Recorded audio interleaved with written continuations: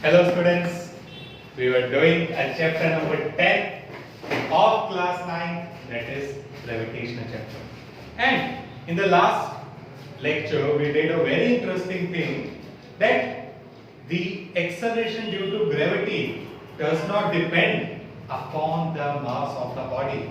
Means a feather and a stone, if fall from the same height, and if falls under the same condition and same time, then they will fall and they will reach the ground at same time. ठीक है, तो ये हमने सीखा था कि दो चीजें सेम टाइम पे ही नीचे गिरेंगी, डजंट मैटर कि किसका मास ज्यादा है किसका मास कम है, if we neglect the friction or if we don't have the friction. ठीक है, air frictions are not there, that is called free fall. ठीक है, तो ये सारी चीजें हमने लास्ट वीडियो में देख ली थी. Fine, in this video we look into it कि इज इट ट्रू कि एक्सेलरेशन ड्यू टू ग्रेविटी हर जगह सेम ही है. ठीक है, and case if not then how does it vary? Fine. So very first, think of the assumption we have taken. Okay, if you have not seen the video, go to that video and उसमें देखो कि we have taken an assumption over there. ठीक है, वो assumption क्या थी कि if this is an earth, fine, and a body is placed over here, and then the distance between the two, the radius of earth is capital R, and if I have supposed that this is h, fine, then here क्या है कि we have neglected this height h. Fine, so we have neglected the height, and if this height is not neglectable, ठीक है, कि अगर ये height जो है वो थोड़ी ज्यादा है और मैं उसे नेग्लेक्ट नहीं कर सकता, then what will happen? Or if I say if I am moving away from the earth, ठीक है, कि मैं यहाँ से maybe 5 किलोमीटर स्पेस में हूँ, ठीक है, 5 किलोमीटर एयर में हूँ, then 5 kilometer means 5000 meters, and 5000 meters is not neglectable. Okay, if I say I am at a mountain, Everest mountain, 9 kilometers above the ground, ठीक, so क्या होगा कि वो 8-9 किलोमीटर जो है, that means 8000 or 9000 whatever is the height of the Everest, so इतनी height तो neglect नहीं होगी ना. Fine, we can neglect this. जो मैंने कहा था कि हम if I am at a body is at 2 meter, 10 meter, 100 meter could be neglected. But if a body is at a very large distance from the surface of the earth, then that distance can't be neglected. Fine. So what should I do then? If I can't neglect it, then the value will change. Okay? And if the height will increase, let me explain it with an example. कि अगर मैं कहूँ कि this is acceleration due to gravity at the surface, and this is acceleration and its value was g(m)m upon r square on the surface. On the surface means the distance between the two is radius only, r. Fine. So let it be 1. Now, since the acceleration due to gravity depends inversely, it depends inversely on the square of the, I will not write r, I will write distance. ठीक है, कि जितना centre of अर्थ और उस body के centre तक का distance उसके इनवर्सली प्रोपोर्शनल है.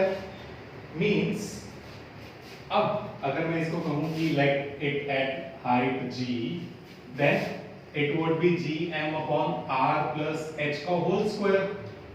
Now obviously if the denominator has increased, then the numerator will decrease.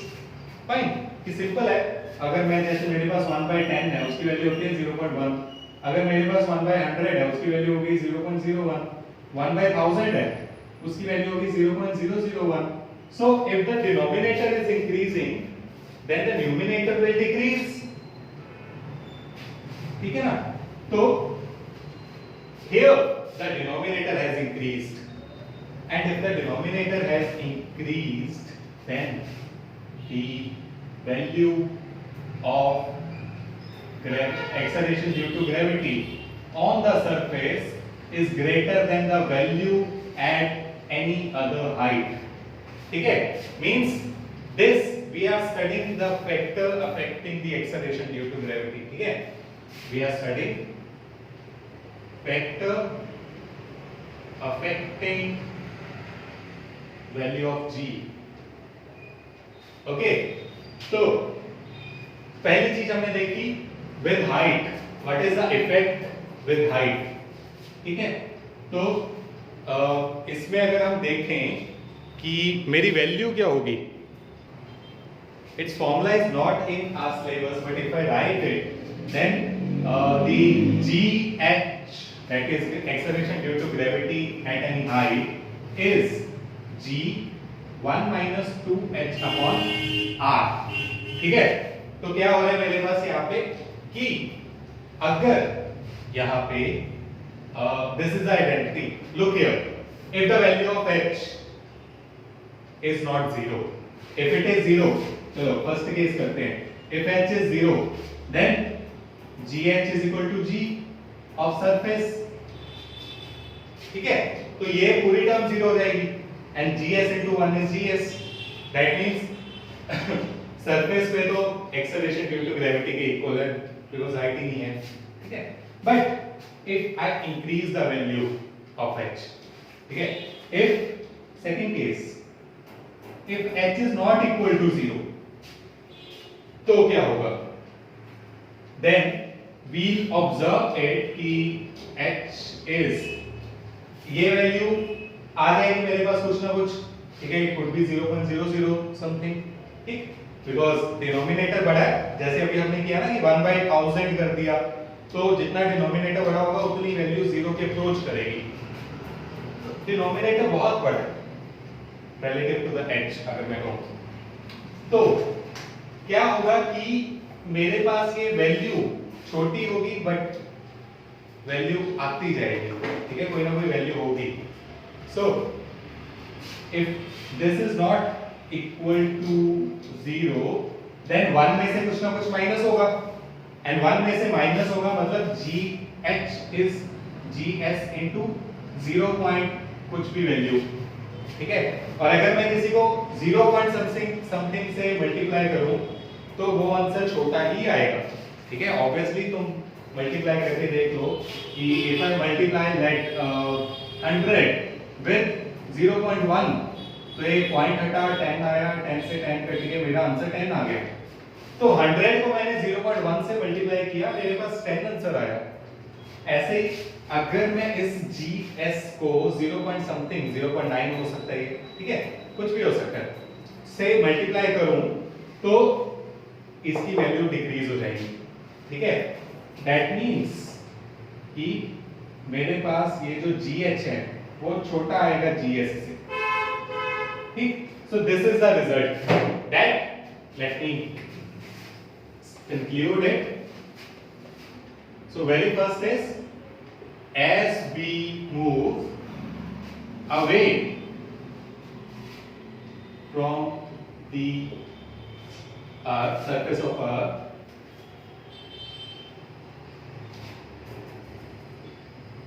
g, that is acceleration due to gravity, decreases. ठीक है? It decreases. Fine. Now the second thing come to our mind is if we move in the depth. ठीक है? If we are moving inside the, कि अगर suppose मेरे पास क्या है कि ये अगर अर्थ है यहाँ पे, ये डिस्टेंस है r, radius of earth. Now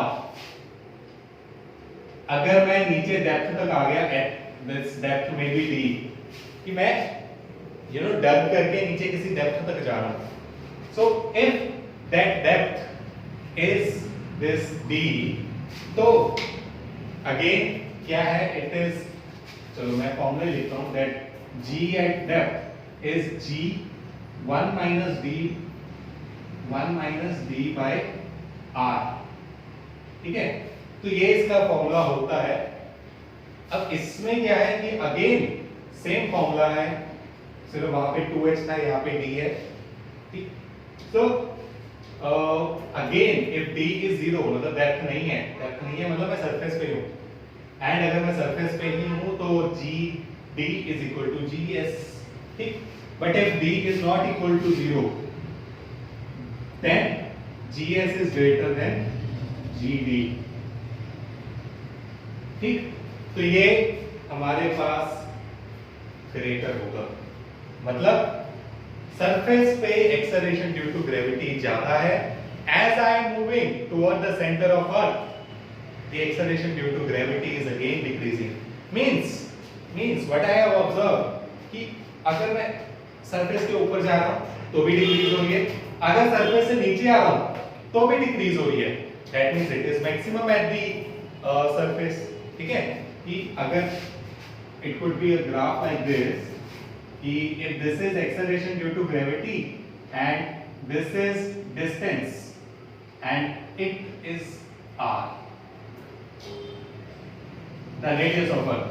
ठीक है, तो मैंने क्या देखा, यहां पे मैक्सिमम है, अगर मैं डिस्टेंस ज्यादा कर रहा हूं तो भी ऐसे डिक्रीज हो रहा है, अगर कम कर रहा हूं तो भी ऐसे डिक्रीज हो रहा है। That means it is maximum at this r distance. ठीक है, रेडियस पे मैक्सिमम, एंड अगर ऊपर जा रहा हूं तो भी डिक्रीज होगा, नीचे आ गए तो भी डिक्रीज होगा। तो सेकंड पॉइंट क्या है, it will decrease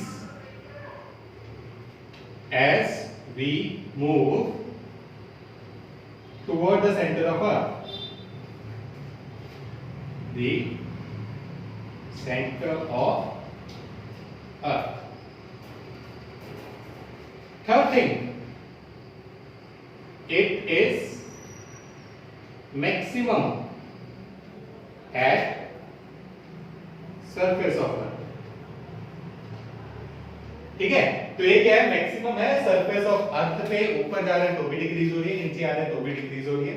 and the reason to it, अगर हम देखें कि फॉर्मूला क्या कह रहा था, फॉर्मूला कह रहा था कि ये इनवर्सली प्रोपोर्शनल डिस्टेंस के, and if I decrease the distance then it must increase.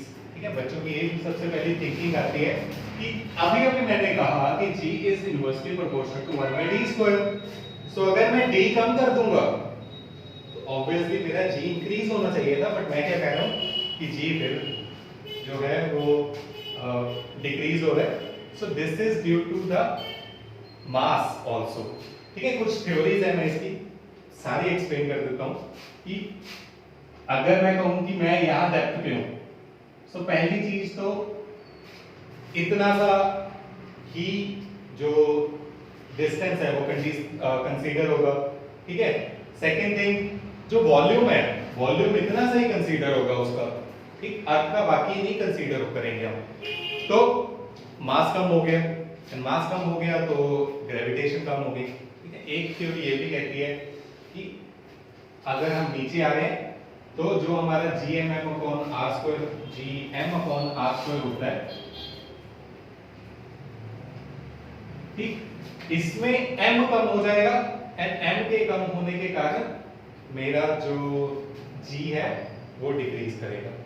एक थ्योरी और भी है, दैट थ्योरी सेज कि अगर यहाँ पे मैं हूं, ठीक है, सपोज आई एम हियर, सो इसके ऊपर जितने भी पार्टिकल्स हैं, fine, they are attracting this body toward itself।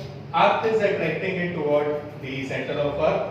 So क्या होगा कि due to the cancellation, the acceleration due to gravity or the force will decrease। ठीक है, और अगर फोर्स कम हो जाएगी तो एक्सेलरेशन भी कम हो जाएगी। So one theory is this, the two theories are there। ठीक है, तो ये है हमारा variation of acceleration due to gravity with the surface. ठीक है कि अगर हम सरफेस के ऊपर जा रहे हैं सरफेस के नीचे आ रहे हैं तो क्या होगा? Clear? One more thing, if I से कि अर्थ की पूरी सरफेस पे क्या ये सेम है? ठीक है, अब तो मैं यही कहूंगा ना कि सरफेस पे मैक्सिमम है, तो मैं कहूंगा कि अर्थ की सारी सरफेस पे ये सेम ही रहेगा। सो नो, ये भी नहीं। तो हमने तीन चीजें ये पढ़ी, एक और चीज पढ़ते हैं।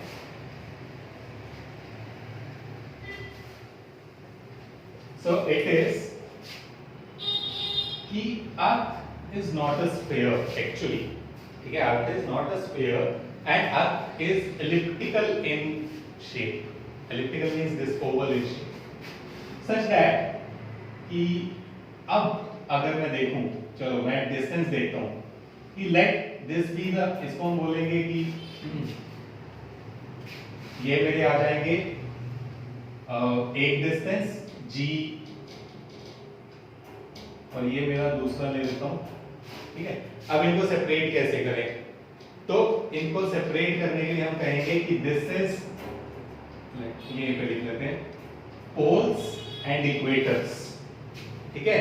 तो मेरे पास क्या है यहाँ पे कि ये हमारे हो गए कि अर्थ का ये पोल है and this is earth equator, ठीक है।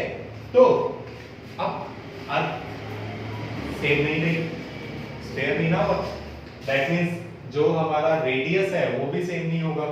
इसको मैं कह दूंगा कि अगर मैं यहाँ देख रहा हूँ एक्सेलरेशन ड्यू टू ग्रेविटी कितनी है सरफेस पे, तो वो जीपी है, यहाँ पे देखूंगा तो वो जीपी है, और इसका रेडियस कितना है? आरपी होगा, इसका रेडियस कितना है? आरई हो जाएगा, ठीक है। सो नेक्स्टली अब हम देखेंगे कि what I have observed that R E is greater than R P, ठीक है ना, कि radius of equator is greater than radius of this at poles. तो अब मुझे पता है कि ये पहली चीज थी, तो g ऑफ e का फॉर्मूला क्या होगा? g तो सेम है, m तो सेम है, r e square, and g of p क्या होगा? g तो सेम है, m भी सेम है, r p स्क्वायर, ठीक है। तो ये दोनों फॉर्मूले बन जाएंगे। अब यहां से मुझे क्या पता चला कि if R E is greater then R P, तो डिनोमिनेटर जिसका बड़ा है उसका न्यूमरेटर छोटा होगा, कर चुके हैं, ठीक है। दैट मींस कि यहां पे इसका एक्सेलरेशन जो है वो ज्यादा होगी इससे। This is our result that acceleration due to gravity at poles is greater than acceleration due to gravity at equators, ठीक है। तो यहाँ पे हम लिखते हैं fourth point, fourth is, let me right the symbol, acceleration due to gravity at poles is greater than acceleration due to gravity at equators, equators, ठीक है।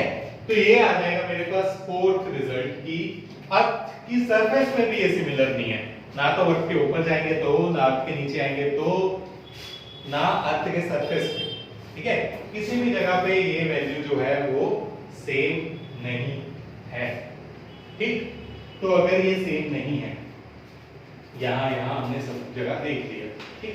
तो इसके क्वेश्चंस बनते हैं हमारे पास कुछ की, for example on the surface of earth where is the acceleration due to gravity maximum? So it is maximum at poles. कि हमने ये ऑब्जर्व किया था कि पोल्स पे डिस्टेंस सबसे कम है, इक्वेटर से सबसे ज्यादा है, दैट मींस जीपी, ये फिफ्थ पॉइंट लिख लेते हैं, is maximum